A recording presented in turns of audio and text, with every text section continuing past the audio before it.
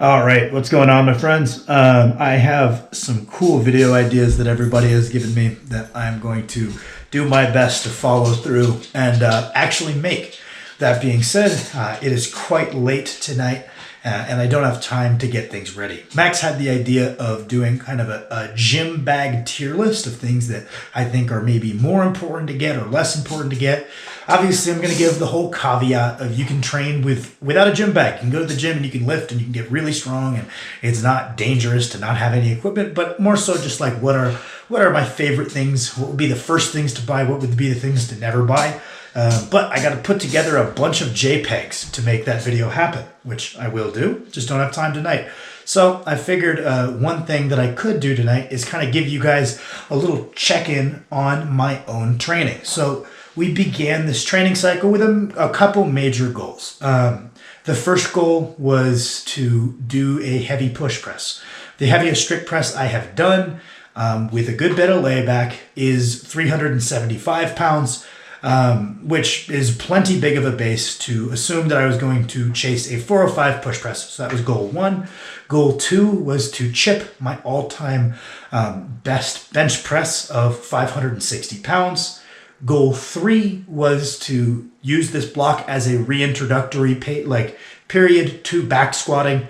My goal was to get to hopefully a 660-ish SSB pause squat. Because that's just a good general strength lift for myself. I wanted to chip my best front squat. Anything more than 530 would be a new PR. And then my final major goal for this training cycle was to chip my all-time best deadlift, kind of with my sights set generally on about 810 pounds. Beginning of this block, we focused on accumulating volume, so not doing any particular cool set. In the past, I've pushed for some heavy sets of 6 to 10. I've done some pretty impressive numbers, such as I've done like a 600 for 10 SSB squat. I think I've done a 425 pound bench press for 10, 405 for 12 on the bench press. I want to say I've done like 275 for 10 on overhead press. 315 for 10 on push press. So in the past, I've pushed a little bit higher intensity on the volume phases, and it did work quite well, but I felt like I didn't establish a big enough base and a big enough work capacity to then carry me through the whole training cycle. And when pushing high intensities for those higher rep phases, I felt like I was drilling poor motor patterns. So the goal this training cycle was to accumulate submaximal volume, laid down some total volume PRs rather than focusing on rep PRs in that roughly 55 to 75% range. All in all, this went very well. I laid down an all-time largest foundation on the deadlift. I laid down a very sizable, but not all-time largest bench press foundation. That felt quite good. Let's see. Deadlift, bench press, both very, very productive base building phases. Squat felt a little off because I wasn't pausing them, but I did lay down a ton of volume. Should have been pausing it in retrospect. Switched over to pauses towards the end of that base building phase. Got my momentum going pretty good. Front squat, nothing to complain about, nothing to write home about. Laid down plenty of foundation, I feel, to beat my PR of 530. My PR of 530 is a little bit undershot because every time I go heavy on front squats, I am limited by passing out before I am either my upper back strength, my core strength, or my leg strength. So I'm just continuing to fiddle with different strategies to try to fix that issue while also building a base. So the base I built was plenty big to exceed a 530 front squat. Experimented with a lot of things to overcome the passing out thing, and knock on wood, so far so good. The adjustments I've made in my technique, the adjustments I've made in my loading schemes, again, knock on wood, feeling very good all the way up to 440 so far this training cycle on the front squat. So everything went very well except the push press. I have had some issues with push press in the past. I injured my knee about a year and a half ago. I hurt my left patellar tendon. Nothing too bad, but I do tend to piss it off if I mess up my push press mechanics.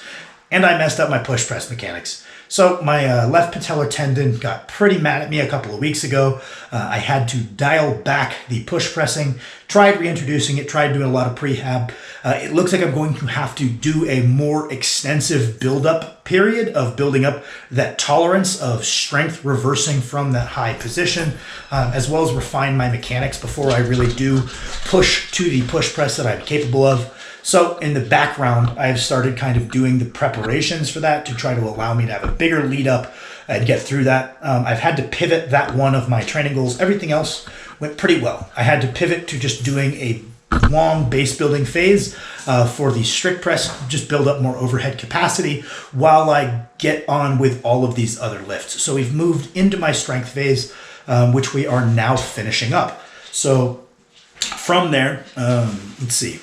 Deadlift, gone pretty darn well. I've hit a couple of rep PRs, hit a couple of volume PRs.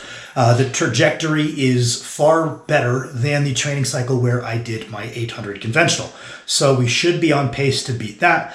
I'm just kind of topping out the absolute maximum recovery that my lower back can handle, and I am benefiting from doing so. I'm pushing my upper back volume a little extra hard, via primarily neutral grip chin-ups as well as meadow rows, and that seems to be checking that box of slightly over preparing my upper back.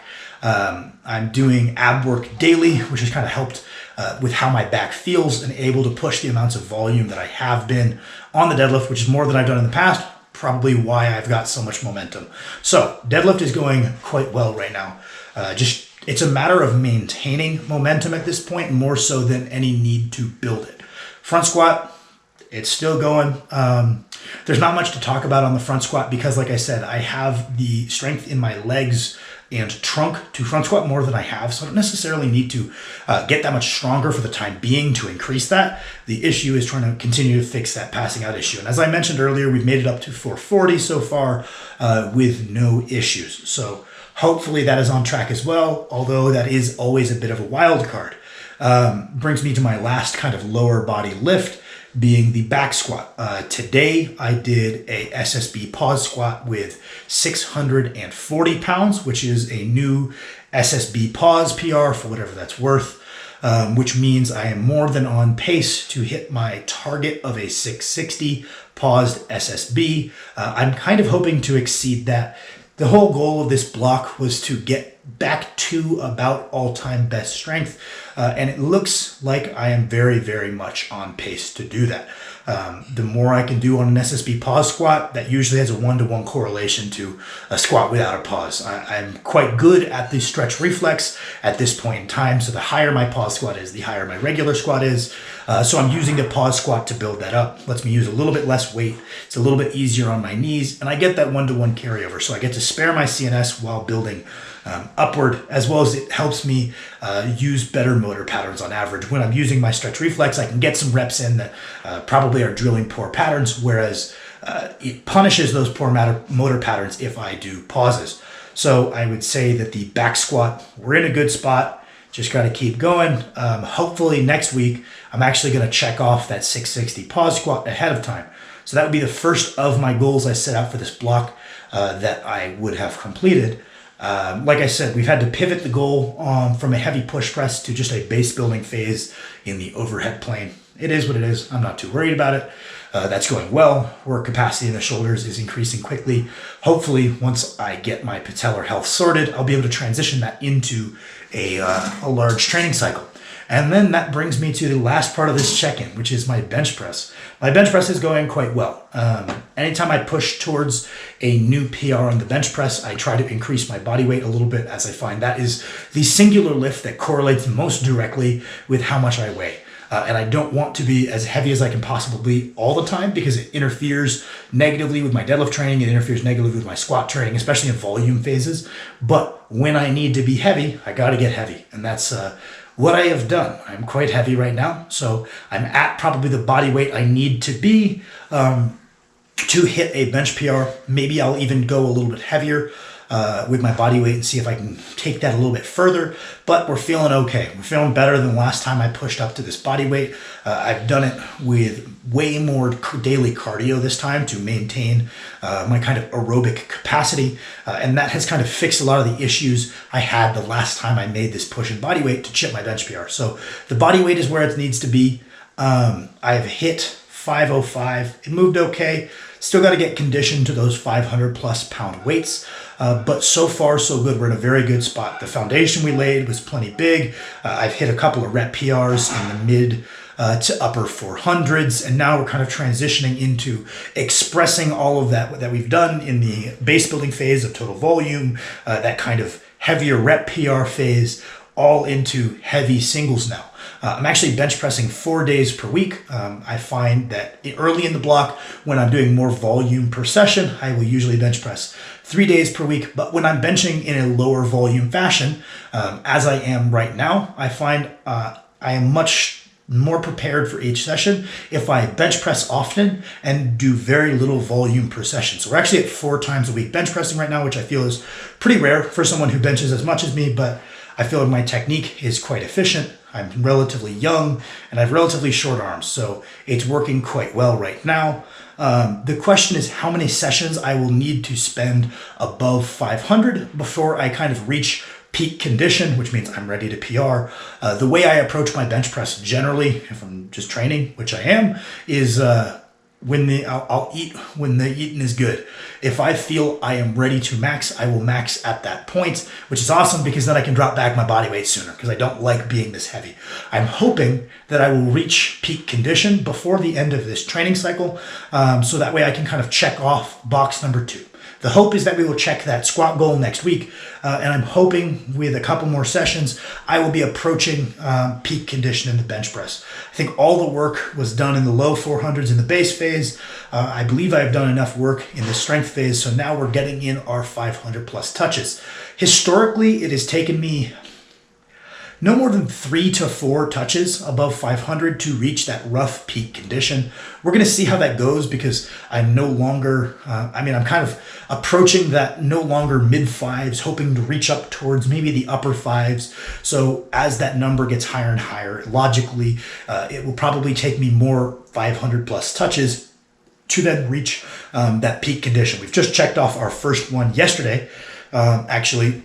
And I will be looking to check off my second 500 plus touch this weekend. Max and Kirsten and a couple other people locally have a meet, so hopefully that doesn't throw too much of a wrench into my training. But that's kind of where we're at, is we're trying to accumulate those 500 plus touches, get to peak condition, maybe push the body weight even a little bit higher, and then we're going to see where we're at. So that's kind of my check-in with my training. Everything is going well aside from the push press. So thank you guys for watching.